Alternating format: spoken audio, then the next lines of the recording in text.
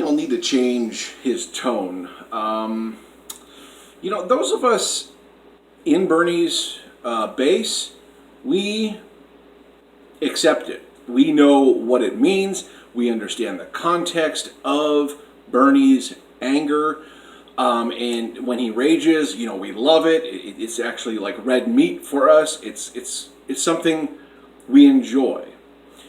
And it's something we know is justifiable. We know Bernie's anger is justifiable in the context of what he's fighting for, whether it's Medicare for all, a Green New Deal, tuition-free college, and just anything that helps the greater public.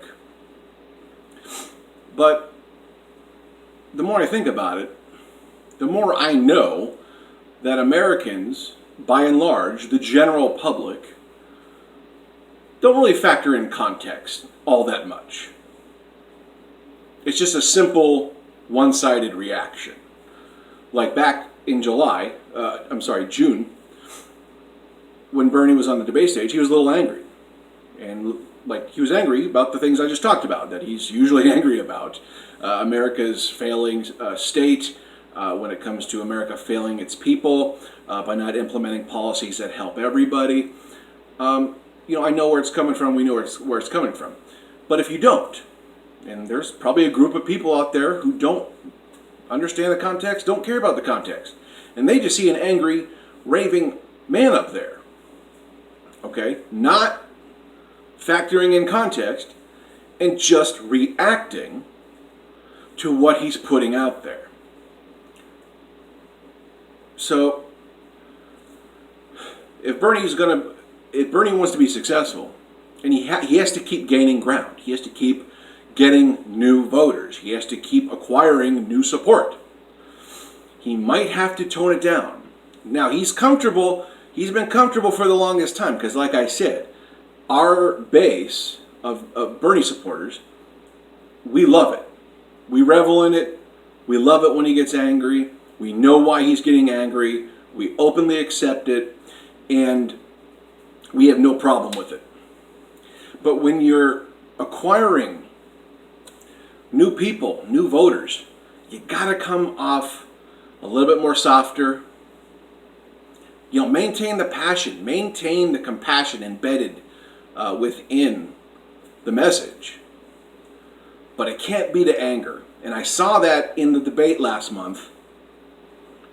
And I don't know if it's hurt him. I've seen polls after that debate that are just all over the place. And I keep saying, take polls with a grain of salt, because you don't know which way they're going with these wide margins of errors. But he didn't get the bump that I was expecting he would get too, because I know Andrew Yang was supposed to get a bump.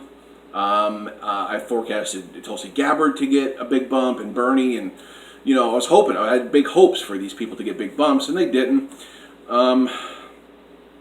But I think Bernie's potential stagnation could be because he came off as an angry, crotchety old man. And like I said, people just don't care that much about context. They'll just listen to the emotion. They'll listen to, they'll pay attention to his red face. They'll pay attention to him pointing in the air. And, most people don't go past skin deep with politics. They just don't. They have an initial reaction, and the processing ends at the surface. So whether political junkies like myself process context, process all these other things that are embedded within his message, and follow the candidates and follow their policy substance and whatnot, it's different for us. So he's just got to back off the anger. I know a famous Bernie quote is, never lose your sense of outrage. It's one of my favorite all-time quotes from Bernie. But he is going to have to lose it if he wants to gain ground in the polls, in the debates, and get new people.